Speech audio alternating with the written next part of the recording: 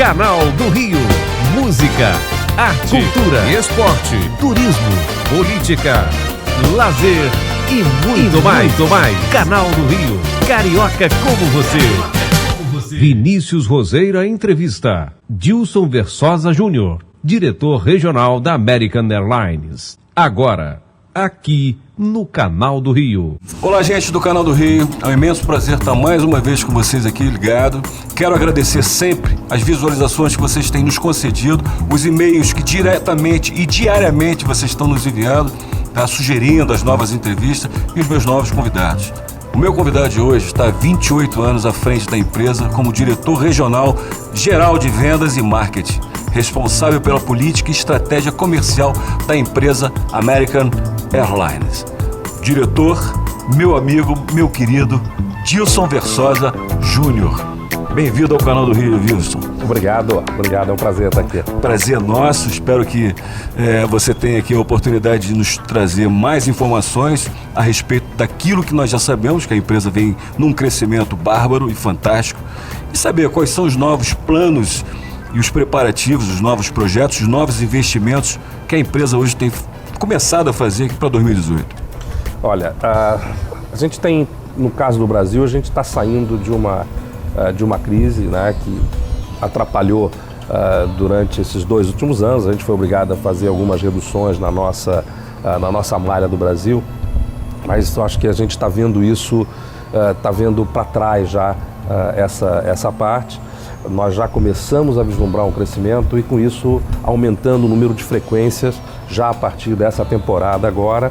Nós passamos de 78 para 87 frequências semanais entre Brasil e Estados Unidos.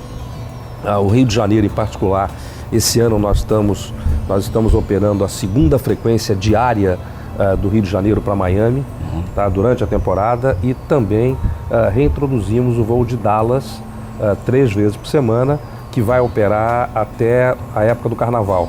A gente já está voltando a fazer testes. Acho que isso é muito bom, isso está mostrando uma recuperação o crescimento e a recuperação do mercado que hoje atualmente nós estamos vivendo. Né? O que acontece é que essa é uma indústria que não é uma indústria muito fácil, né? Porque não é só o Brasil que está crescendo, quer dizer, o mundo inteiro está crescendo e a procura por avião, a procura por frequência, ela é muito grande. Então, qual o tamanho hoje da frota atualmente da American? A American Airlines hoje tem uma frota de quase 1.500 aeronaves. É a maior empresa aérea do mundo, depois da fusão que nós tivemos com a US Airways há 2 anos atrás. 1.500 aeronaves hoje. Já fazem 2 anos essa fusão foi feita? Já, ela terminou na realidade o ano passado, faltam pequenos ajustes. Mas depois da fusão... Vocês adquiriram também toda a parte da frota? Na realidade, as 2 empresas se acertaram em ações, etc., e virou só a American Airlines. Uma curiosidade disso, como é que funciona quando existe essa fusão de uma frota de aeronaves, como é o caso da American? Como é que funciona essa questão da manutenção? Como é feito isso para o nosso público entender? Olha, não é uma situação fácil porque você tem diferentes tipos de aeronaves, né? Por exemplo, a US Airways operava uma frota, acho que era a maior frota do mundo de Airbus. A nossa frota sempre foi muito baseada no Boeing. Então você começa a ter que fazer uma junção de aeronaves. E ao mesmo tempo nós estávamos anunciando uma compra de quase 500 aeronaves que vão ser recebidas até em mais de 2 anos. A gente tem recebido hoje praticamente uma aeronave por semana. E com isso as aeronaves mais antigas a gente vai retirando de circulação. Mas quando você pega 2 empresas grandes desse porte, a maneira, quer dizer, não é só você trocar o assento. Vamos trocar o assento porque o meu assento é diferente, ele é de couro, ou a diferença, a distância entre as poltronas ela é diferente, ela tem que ser tudo padronizado. E tem a questão da iluminação também, né? Iluminação, aquela parte do bagageiro ela tem que ser modificada para que ela possa atender. Quer dizer, muda um pouco das estruturas até muda totalmente. Internas ali, que muitas vezes a gente não compreende, né? Muda totalmente. Isso leva tempo, né? Demora, por isso é que, é uma fusão que nós estamos trabalhando nela já tem 2 anos.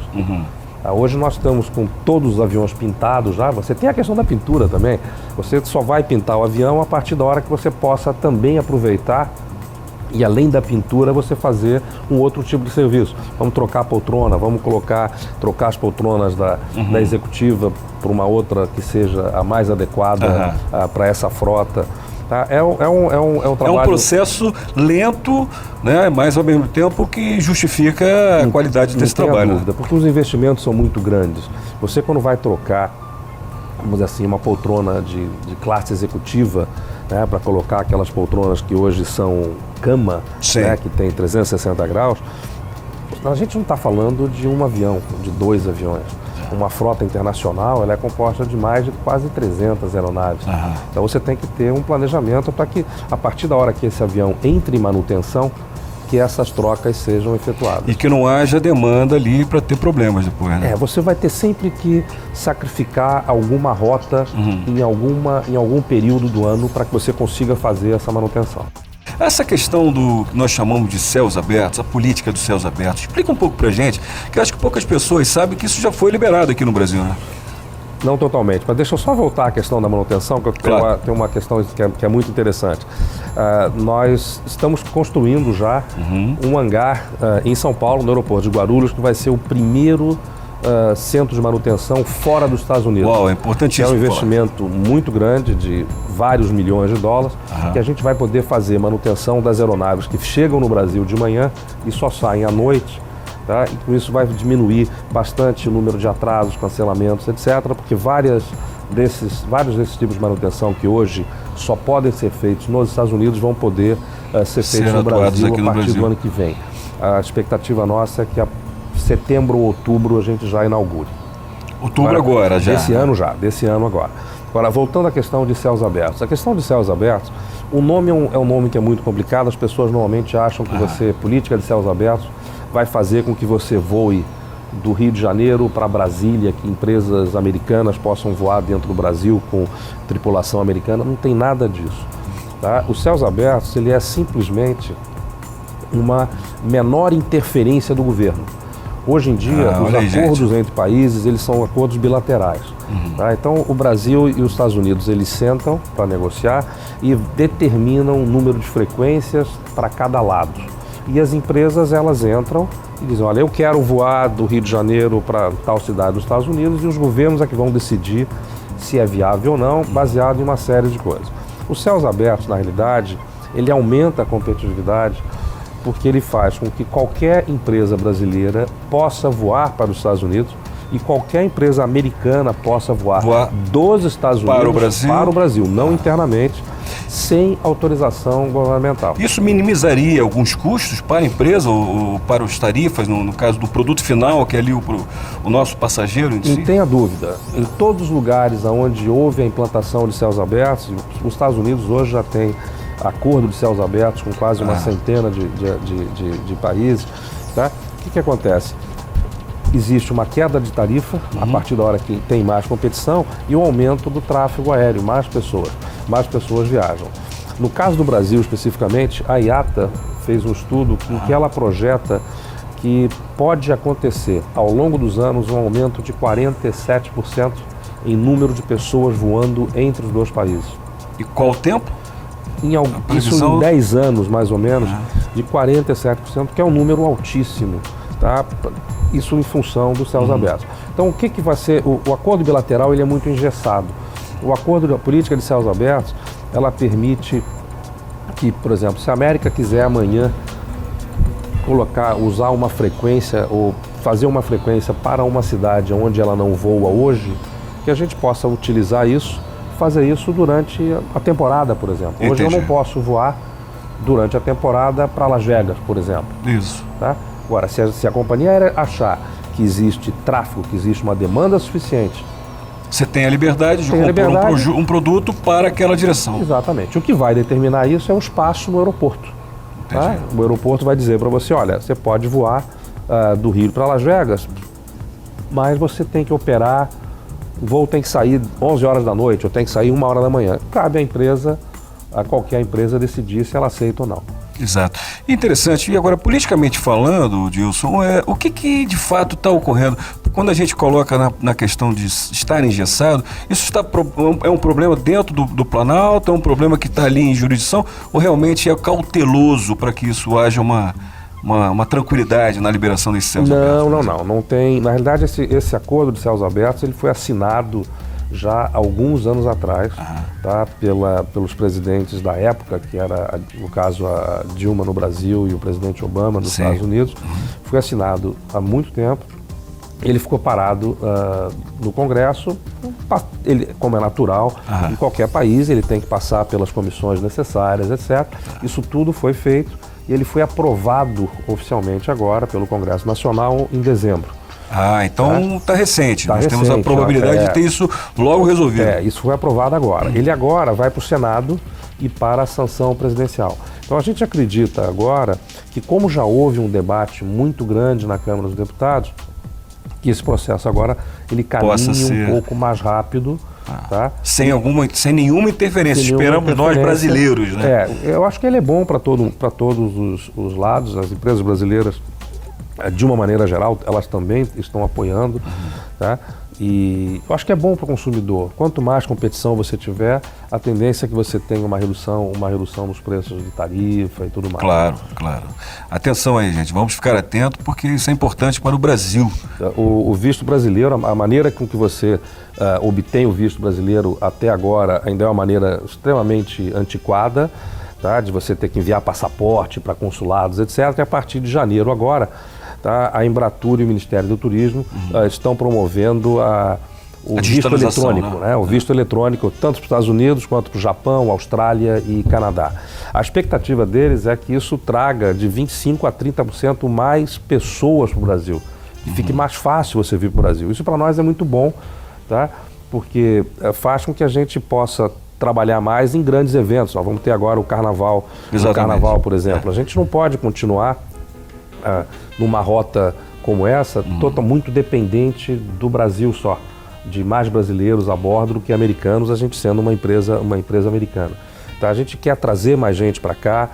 Eu acho que o Carnaval, que a gente está na porta do Carnaval, isso. É uma oportunidade belíssima. Mas sabemos que o ano passado a American esteve dentro da Sapucaí, dentro do Sambódromo, com um grande projeto, com a Global Media Eventos, não é isso?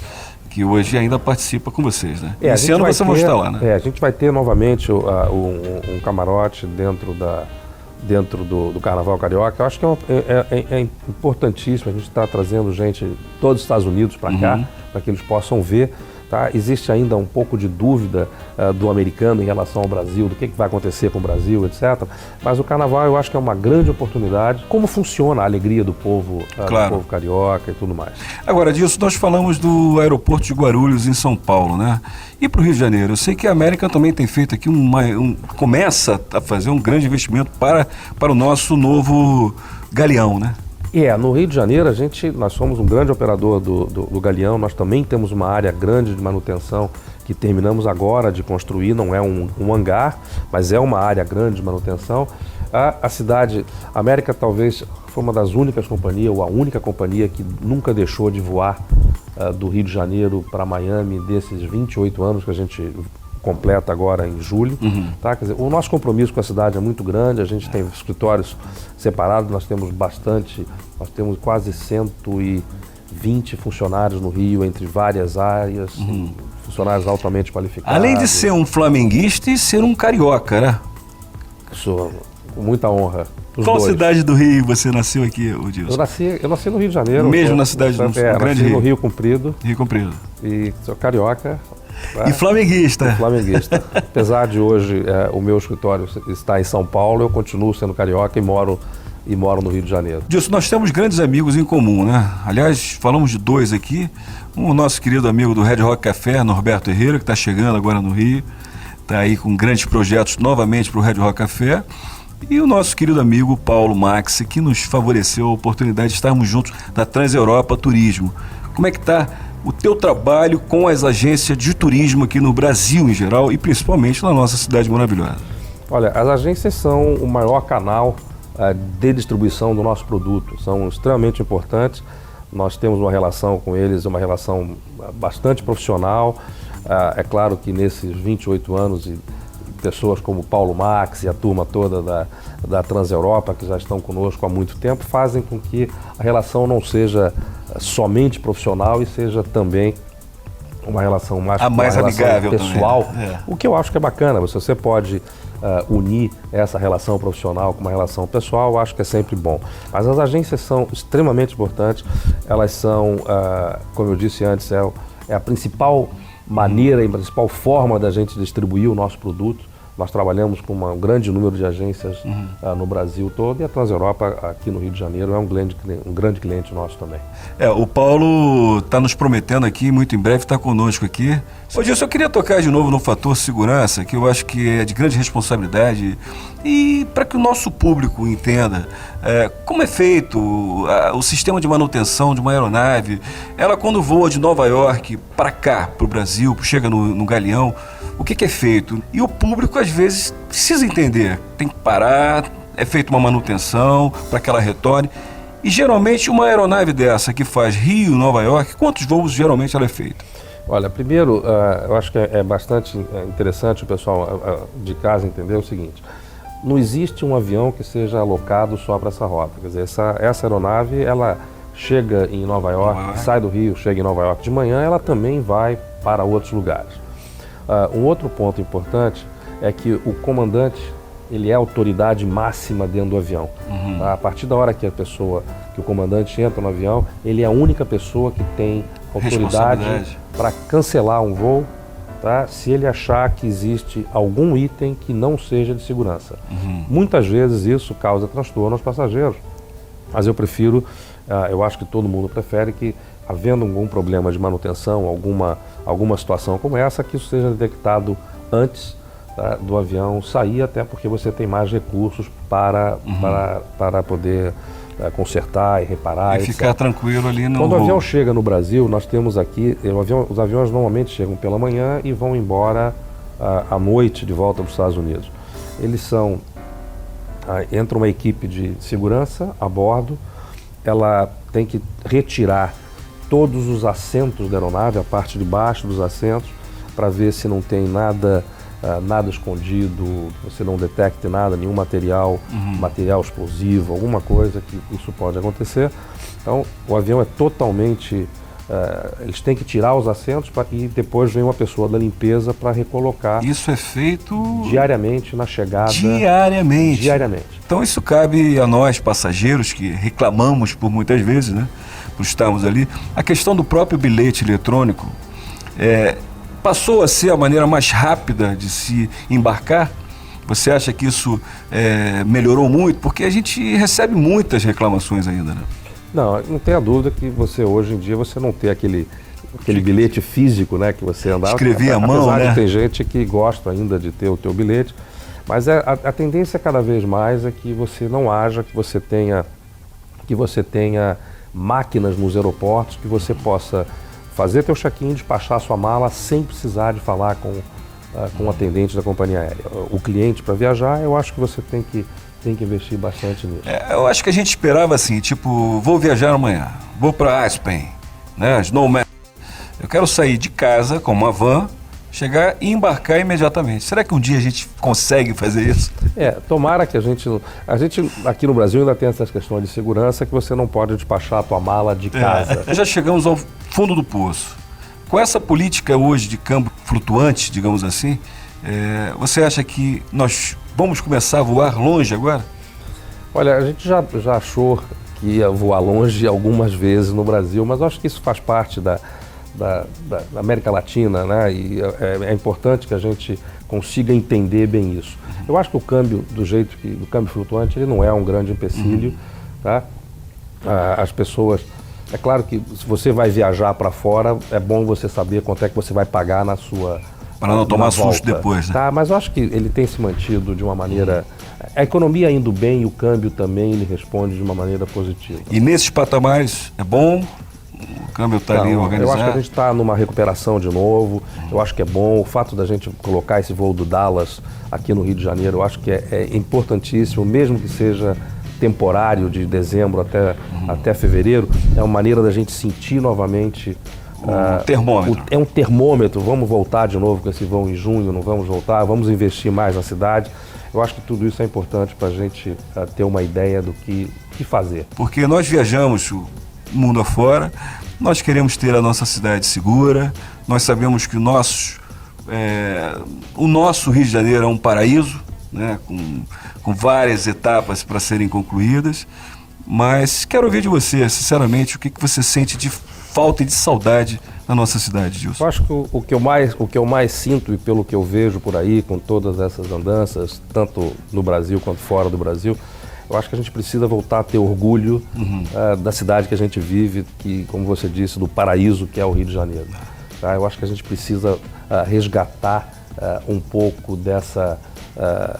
desse orgulho de dizer eu sou carioca, que eu acho que muitas vezes as pessoas hoje em dia, com tudo isso que vem passando, a gente até se esconde. Eu vejo muita gente que omite um pouco com relação a isso. Tá? Isso aqui, como você disse, essa cidade ela é fantástica. Eu acho que tem muita coisa para crescer. Muita coisa para ser explorada. Muita coisa para ser explorada. A gente só precisa de que tenha gente com vontade e com amor à cidade, como a gente já teve, tem vários exemplos por aí. É verdade. Vamos explorar mais esses exemplos. E a gente mencionou vários durante o nosso papo, até antes daqui da... É verdade. E o curioso disso é que, assim, se cada um fizer um pouquinho, se cada um dimensionar o seu papel dentro da cidade, nós só temos a crescer. Bom, gente, como sempre, o Canal do Rio tem trazido grandes personalidades para vocês. E o Dilson, só para lembrar de novo a vocês, ele saiu aqui do Rio Comprido e ganhou o mundo. Então, mais uma vez, fiquem ligados, o Canal do Rio está aqui para trazer coisas boas, mostrar o talento e essas personalidades que são cariocas e que estão pelo mundo afora fazendo do Brasil o melhor para todos nós. Dilson, muito carinho, muito obrigado de coração e desejo aqui um abraço aos meus amigos do Canal do Rio com você. Obrigado. Eu que agradeço pelo tempo, eu acho que foi super, super interessante. E aquilo que eu disse antes, vamos resgatar esse orgulho de ser carioca. Muito obrigado. Carioca. Canal do Rio, carioca como você. Canal do Rio. Música, arte, cultura, esporte, turismo, política, lazer e muito mais. Canal do Rio. Carioca como você. Carioca como você.